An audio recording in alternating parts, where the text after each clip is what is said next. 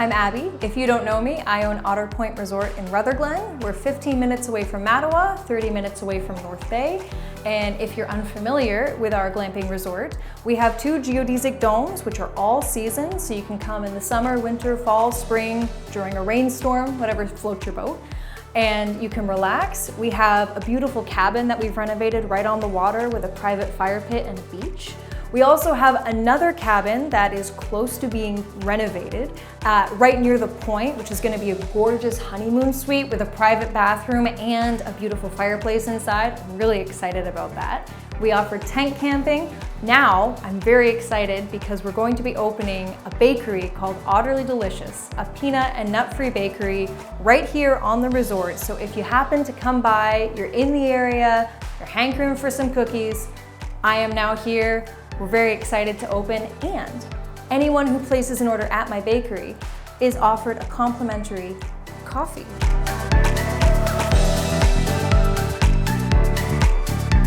So I grew up anaphylactic and I couldn't eat nuts or peanuts, and there was nowhere anywhere near my house growing up that I could buy a baked good that was safe. So if I wanted cake at 9 years old, I had to make it or I didn't get cake, and there was no way I was not having cake.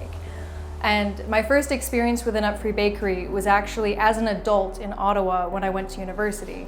And I actually cried when I entered the store and realized that I could eat a cheesecake I didn't make and it wouldn't be at risk to my health. So I did sob in front of the very nice ladies who owned the store, and they gave me ice cream until I stopped crying.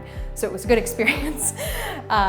So I wanted to give that experience to other people because it may sound really simple, but having a safe place where you can eat something without the risk of may contain or that worry at the back of your mind is really profound. And if you're super anaphylactic like me, you never take that risk. So I never eat out at restaurants, I never get to eat anything that I don't make, so it's kind of a refreshing experience to have something made for you. And there aren't any nut-free bakeries in the area. So I felt that it was my mission to convince my husband that he wanted to have a bakery on the property and he wanted to provide the experience to people. And worst case scenario, even if it's just me up here, you can still enjoy them even if there's no nuts. You don't have to be anaphylactic.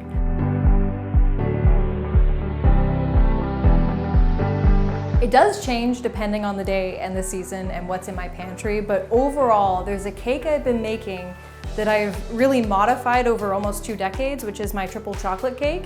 And actually at the end of the video, if you hang out, we'll make one together. So it's very satisfying. It tastes like magic and happiness.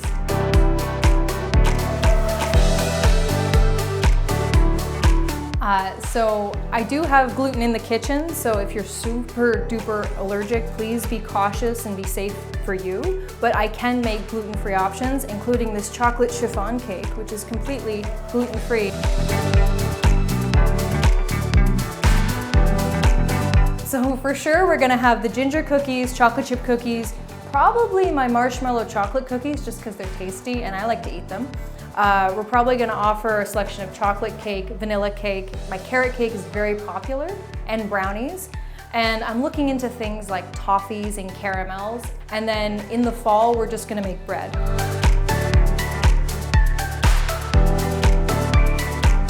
Right now, my customers' favorites are the ginger cookies and the carrot cake. I don't know what it is, people love them.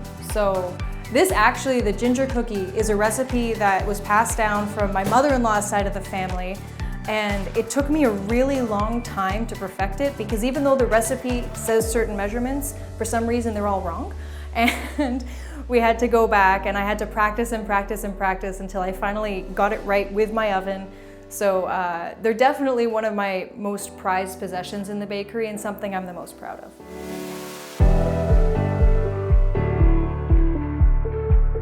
So we have a lot of weddings coming up, which I'm really excited about, and we have room for more. So if you're planning to get married, consider us. So if anyone is planning to get married at Otter Pointe, I'm happy to go through the different types of desserts I offer. I'm happy to make you a cake, but again, you have to be okay with my unique design, which is simplistic, and I'm not gonna mess it up.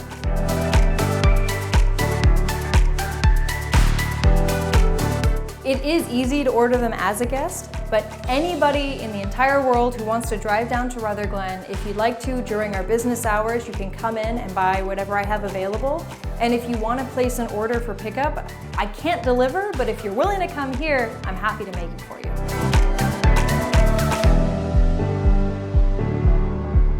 There's 3 ways you can purchase should you dare to.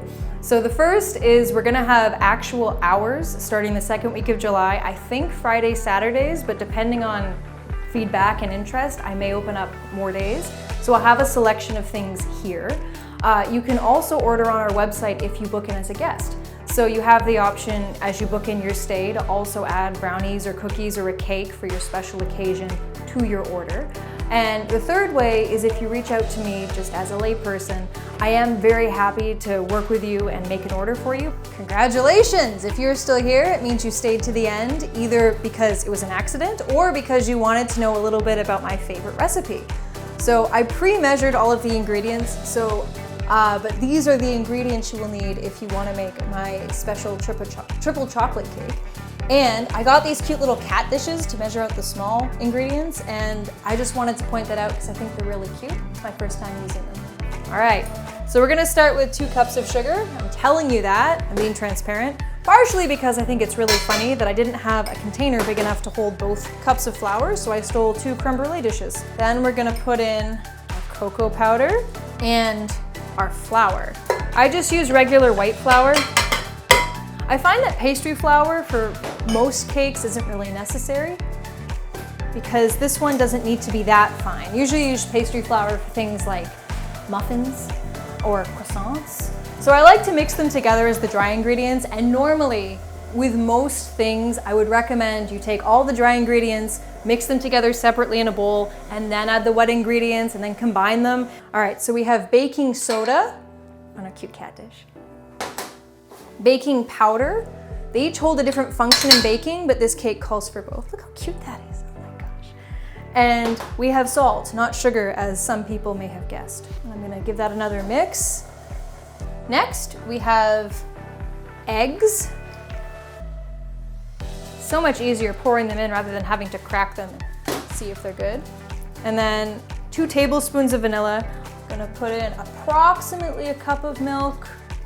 The most important thing for this recipe, you want to mix everything up well and then add the oil and then add the boiling water. A lot of recipes call for oil being added in the middle. I find you really want to mix up everything first because the oil gives it that really gorgeous, shiny, glossy texture, and it's hard to get any of the dry ingredients amalgamated once the oil's in. It's important to scrape down the sides of the bowl because even if you have a sweet stand mixer like this one, they don't always get all the way to the edge. And you wanna make sure there's no ingredients that aren't amalgamated because then you end up with some really nice cake and then some bits of cake that taste kind of crunchy, and no one wants that. Okay, so now I'm convinced that my ingredients are amalgamated. So now I will add the oil and just give that a nice mix. And then it turns really glossy and beautiful.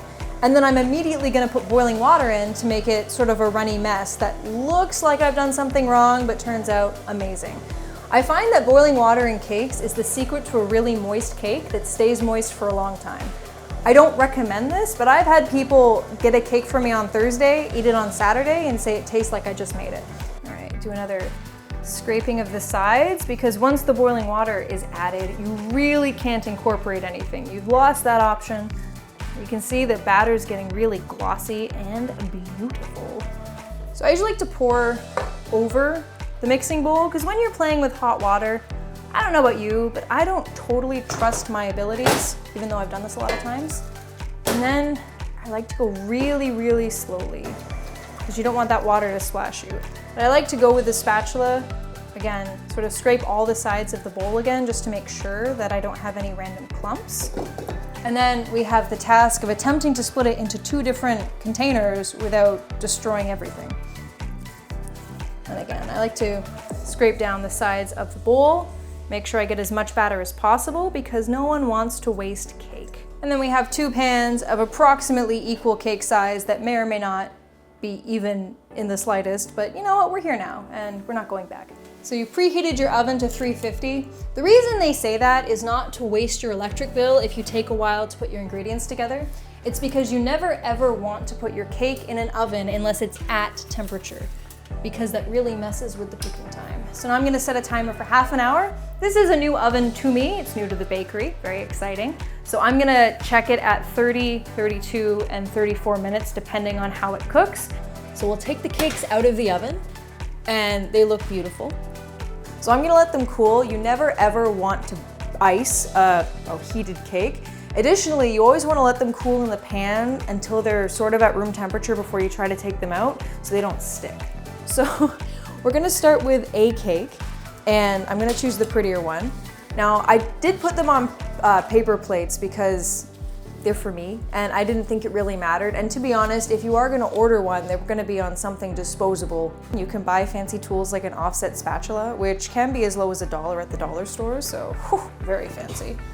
And what they do is they allow you to really get to the sides of the cake without having to put in too much effort.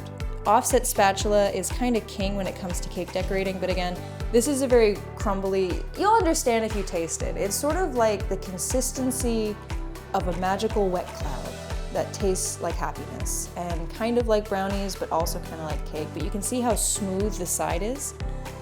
Normally, a lot of bakers use syrups to keep the cake moist. I have never had to do that with this cake, and that's part of its charm. So here we have the finished product. If I sold you one of these, I'd probably clean up the edges so the icing wasn't sort of getting everywhere. But the rustic finish with the swirls is essentially what this cake can provide. And because this is for me, I added just a bit of luster dust around the edge to make it shiny. So if this is kind of your vibe, you can come and talk to me, and maybe we can make one of these for your birthday.